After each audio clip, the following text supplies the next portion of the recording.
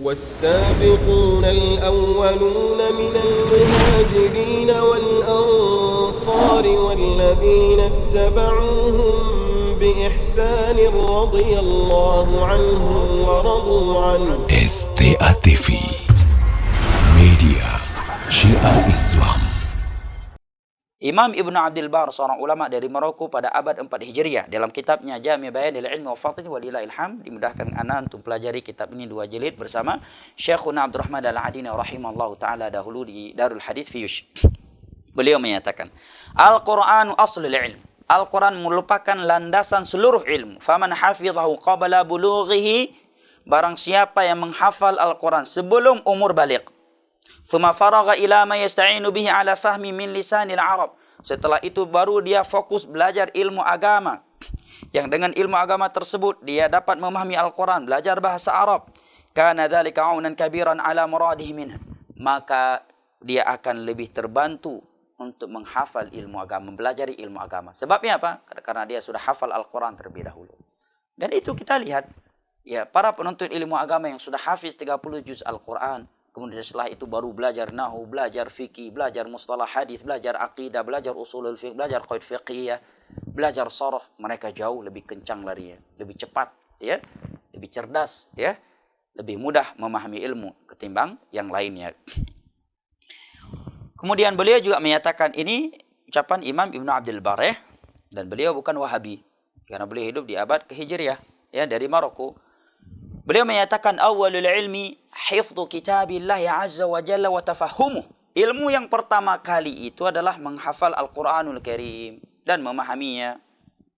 Kemudian Ibnu Juma'ah dalam kitab beliau Tadhkiratus Sami' wal Mutakallim, beliau menyatakan, ini seorang ulama besar dalam mazhab Syafi'i.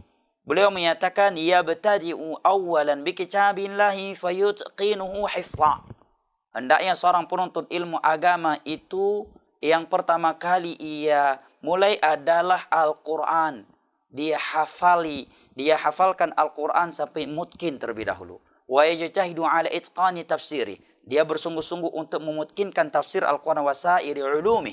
Seluruh ilmu yang berkaitan dengan Al-Quran. Fa innahu aslul ulumi wa ummuha wa ahmuha. Karena Al-Quran adalah landasan seluruh ilmu, intisari seluruh ilmu dan yang paling pentingnya. Ya. Bahkan sebagian para ulama salaf ada yang tidak mau memberikan ilmu kepada seorang murid yang datang dan dia belum hafal Al-Quran. Sampai segitunya mereka mendidik murid mereka. Disebutkan oleh Imam Az-Zahabi tentang Syekhul Haram Abdul Malik bin Juraij, seorang ulama di Mekah. Beliau menyatakan ataitu Atha yakni Ibn Abi Rabah. Aku pernah datang ke majelis Atha Ibn Abi Rabah, seorang ulama besar di masa itu di Mekah, ya. Wa ana uridu hadza sya'an, dia ingin belajar ilmu agama, dan di saat itu ada seorang yang bernama Abdullah bin Ubaid bin Umair.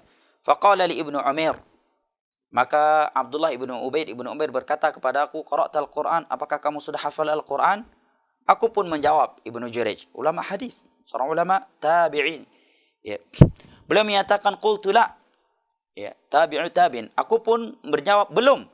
Ia pun mengatakan kepada idhab faqra'hu, pergi hafalkan Al-Quran terlebih dahulu, thumma utul bil ilm, kemudian baru nuntut ilmu. Faqadbartu zamanan hatta qara'tul Quran, maka aku pergi, ya, sekian lama untuk menghafal Al-Quran sehingga aku pun menghafalnya. Allahu akbar, ya. Contoh yang lainnya, Abu Aina, beliau berkata, aku datang kepada Abdullah ibnu Daud Al-Kharibini. Beliau berkata, ma ja'a bik, kenapa kamu datang kepadaku? Seorang ulama, ya, al-hadis, ingin mendengarkan hadis darimu. Maka beliau menjawab, idhab, pergi, fatahafadhil Quran, hafalkan Al-Quran terlebih dahulu. Qultu qad hafidhul Quran, maka beliau pun menjawab, aku sudah hafal Al-Quran, baru diberikan hadis. Ini bisa dilihat dalam Syiar Al-Alam An-Nubala jilid 9 halaman 351. Ya. Imam Syafi'i rahimahullahu taala yang merupakan ulama, ya, besar kaum muslimin, lahir dalam keadaan yatim, yang merawat beliau adalah seorang ibu, ya, yang janda, yang miskin, yang lemah. Beliau menyatakan hafizul Quran wa ana ibnu 7 sinin. Aku telah hafal Al-Quran di saat aku berumur 7 tahun. Ini Imam Syafi'i. Gimana jadi dia apakah ana perlu hafal Al-Quran, ya? Ya, mampus yang perlu katidah lagu India, syair. Ya. Wa hafizul Muwatta wa ana ibnu 10 sinin. Dan aku sudah menghafal Muwatta, kitab hadis terbesar di dunia. Itu Muwatta Imam Malik. Puluhan ribu hadis di dalamnya. Dan athar-athar. Beliau sudah menghafalnya di saat beliau berumur 10 tahun.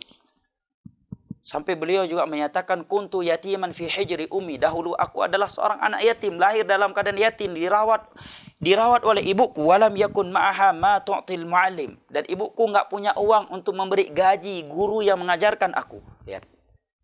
Kemiskinan tidak menghalangi Imam Syafi'i menjadi seorang ulama. Wa kana al-mu'allim qad radiya minni an uqallifahu idza qam. Gaji yang diberikan untuk guruku adalah kesepakatannya aku membantu ia. Ya. Aku membantu ia. Falamma khatamtul Quran dakhaltul masjid. Ketika aku sudah khatam menghafal Al-Quran, baru mulai masuk masjid, duduk di majelis para ulama. Ini ulama dahulu. Demikian juga Imam Ibnu Hajar, ulama Syafi'i. Beliau disebutkan dalam kitab Adwaul Lami' oleh Imam Sakhawi, murid beliau sendiri, annahu hafizal Quran wa huwa ibnu 9 sinin. Al-Hafidh Ibnu Hajar Al-Asqalani telah menghafal Al-Quran di saat ia berumur 7 tahun. Tajak tayo dak pegah yang nak mi menghafal Al-Qurannya tinggal bangai. Hanjik ulama, hanjik tahqiq kitab. La haula wala quwata illa billah.